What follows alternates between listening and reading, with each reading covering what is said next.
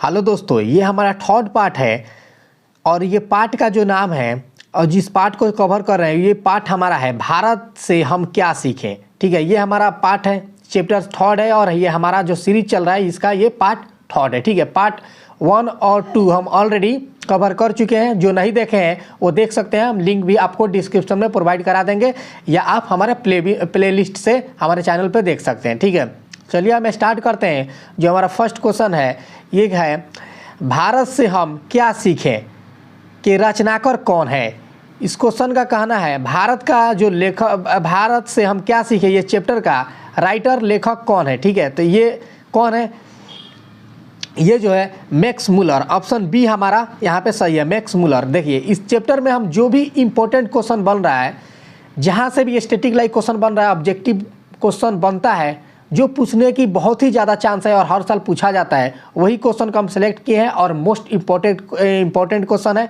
ठीक है, तो अच्छे से करें, कंटिन्यू करें और पूरा करें, क्योंकि नहीं पता है कि किसी को नहीं पता है कि कौन सा क्वेश्चन आएगा, लास्ट वाला है, मिडिल वाला है या फर्स्ट वाला है। ठीक है, इसलिए पूरा करें, कंटिन्यू करें, रिवाइज करें और बुक को भी आप अच्छे से पढ़ें ताकि आप बुक में के पढ़ के जाएं, क्या कि आप जो सब्जेक्टिव लिखें वो अच्छे से लिखें और MCQ वाला में भी आप अच्छे से सही और करेक्ट आंसर करके आए। इसका व्याकरण है, व्याकरण का भी 50-50 आता है, मतलब 50% आपका बुक से भी आएगा MCQ में, 50% आपका बुक व्याकरण से भी। तो आपका बुक से भी अगर अच्छा से आप कवर कर ले रहे हैं तो आपका सब्जेक्टिव ऑब्जेक्टिव दोनों कवर हो जाएगा। ठीक है, और व्याकरण में भी आप थोड़ा बहुत ध्यान दे देंगे तो जो क्वेश्चन कन्फ्यूजन बचेगा आपका MCQ में, वो उस व्याकरण से आप कवर करके 50 आप आसानी से स्कोर कर सकते हैं। ठीक है, तो चलिए हम आगे बढ़ते हैं। सेकंड नंबर पे, मैक्स मुलर का जन्म कब हुआ। देखिए मैक्स मुलर का जो जन्म है वो कब हुआ। ये मैक्स मुलर कौन है, ये भारत से हम क्या सीखे उनके ये राइटर है। ठीक है, इनका जन्म कब हुआ था, तो इनका जो जन्म हुआ था 6 दिसंबर 1823। ठीक है, ऑप्शन डी हमारा सही है यहाँ पे। ठीक है, आगे हम बढ़ते हैं। थर्ड नंबर पे, नालंदा विश्वविद्यालय कहाँ पर स्थित है। कहाँ पे स्थित है, ये बिहार के नालंदा डिस्ट्रिक्ट में स्थित है। ऑप्शन ए हमारा सही है। हम क्वेश्चन को फास्ट करेंगे।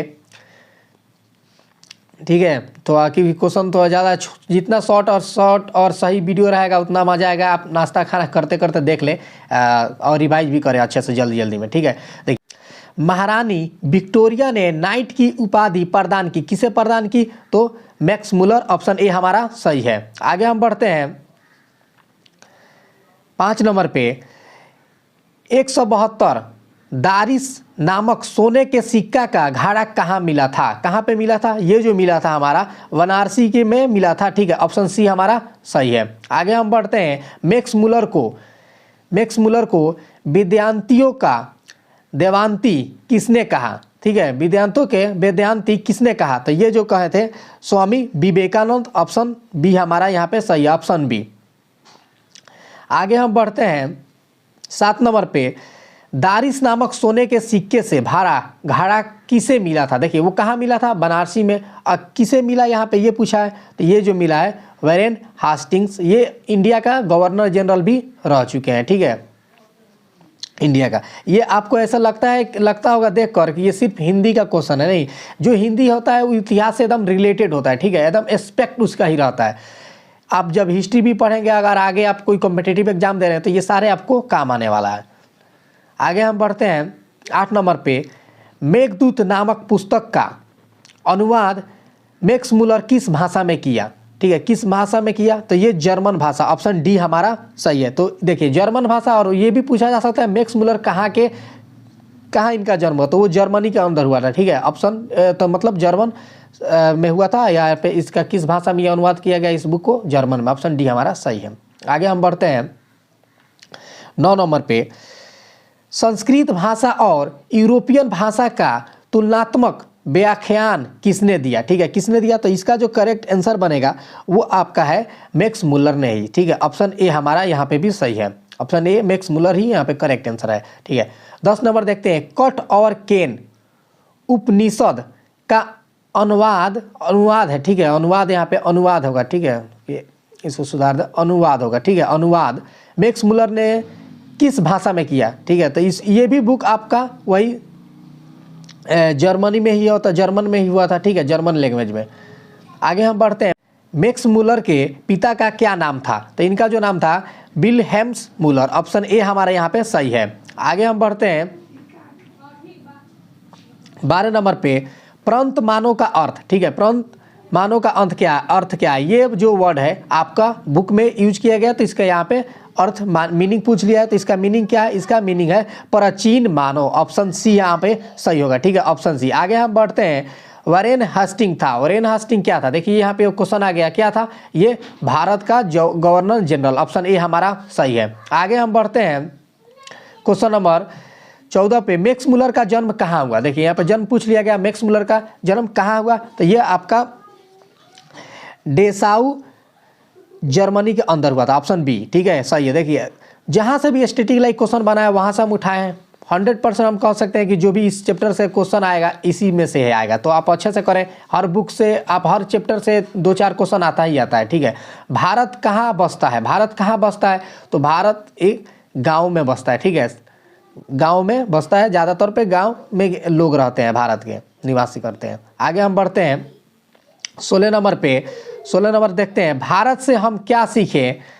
पाठ में नए सिकंदर विश्लेषण किसके लिए प्रयुक्त हुआ? किसके लिए प्रयुक्त हुआ था? तो इसका जो करेक्ट आंसर बनेगा वो हमारा है युवा अंग्रेज अधिकारी के लिए। ऑप्शन सी हमारा सही है। आगे हम बढ़ते हैं 17 नंबर पे, मुंडा किस देश की जाति है? जो मुंडा ये कहाँ पे? ये हमारे भारत के ही जाति है।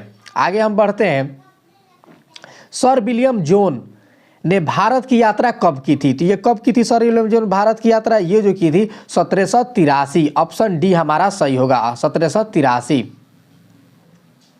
आगे हम बढ़ते हैं, हरकस थे क्या थे? हरकस क्या थे? वनस्पति वैज्ञानिक। ठीक है, ऑप्शन ए हमारा सही है। आगे हम बढ़ते हैं, संस्कृत का अग्नि शब्द लैटिन के रूप में मिलता है, क्या हो जाता है? मतलब क्या हो जाता है? ठीक है, तो इसका हो जाता है इग्रिस। ऑप्शन सी हमारा, ऑप्शन सी हमारा सही है, इग्रिस। ठीक है, आगे हम बढ़ते हैं, प्लेटो का संबंध किस देश से है? प्लेटो का संबंध जो है वो किस देश से है? तो ये जो है यूनान से है। ऑप्शन डी हमारा सही होगा, ऑप्शन डी। आगे हम बढ़ते हैं, दारिस क्या है? दारिस जो है वो क्या है? ठीक है, इस बुक को आप पढ़ेंगे, इस चैप्टर को बेसिकली, तो आपको बहुत ये सारे क्वेश्चन आपको मिलेगा। वो आपको सब्जेक्टिव काम करेगा। ऑब्जेक्टिव के लिए आपको ज़्यादा से ज़्यादा क्या रिवीजन की ही जरूरत पड़ती है। रिवीजन करेंगे तो आप फाइनल एग्जाम में कोई भी कन्फ्यूजन नहीं बचेगा और सही और सटीक मार्कर आएंगे ऑप्शन। ठीक है, दारिस क्या है? ठीक है, दारिस क्या है? तो इसका जो करेक्ट आंसर बनेगा सोने की प्राचीन सिक्का। ऑप्शन बी हमारा सही है। आगे हम देखते हैं 23 नंबर, मैक्स मूलर की मृत्यु कब हुई? मैक्स मूलर की जो मृत्यु है ये कब हुई थी? ये हुई थी 28 अक्टूबर 1900। ठीक है, 1900 ईस्वी में। ऑप्शन डी हमारा करेक्ट है। आगे बढ़ते हैं और देखिए, और कोई क्वेश्चन अगर हम बाय द वे गलत बता दिए होंगे तो आप कमेंट में उसे सही जरूर कीजिएगा। ठीक है, लिपजिंग विश्वविद्यालय में मैक्स मूलर ने किस भाषा का अध्ययन किया? ठीक है, तो किस भाषा का अध्ययन किया? तो ये यहाँ पे संस्कृत का अध्ययन किया। ठीक है, ऑप्शन डी हमारा सही है। देखिए इसी के साथ हमारा पार्ट 3 यानी कि चैप्टर 3 हमारा कंप्लीट हुआ। ऐसे ही कंटिन्यू हम सारे करा देंगे आपको, और लास्ट में हो सकता है हम आपका इसका रिवीजन सीरीज भी लेकर आएंगे। और ऐसे भी हम सोशल साइंस का 9 पार्ट तक कंप्लीट कर चुके हैं, जो नहीं देखे हैं देख सकते हैं। और उसका हमको 100% है कि उसका मैं एक रिवीजन सीरीज भी लेकर आऊँगा, आपको बहुत ज़्यादा बेनिफिट करेगा। तब तो चलिए हम मिलते हैं अनदर पार्ट में। ठीक है।